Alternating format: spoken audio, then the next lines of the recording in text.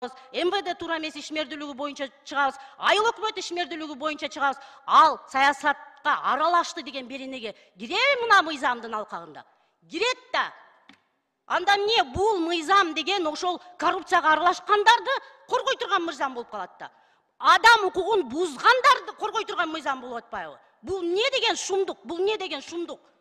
Жана мен кылмыш козго беренелер кирди деген карасам, вообще эстиң ой. Коррупция боюнча 3-төн 5 жылга чейин эле мамлекетте иштеген кызматкерлерге каралган. А биз тарапка адам укугун коргогон адамдарга 5 жылдан 10 жылга чейин. Элестетсеңер, адам өлтүрүү беренеси 8 жылдан 12 жылга чейин.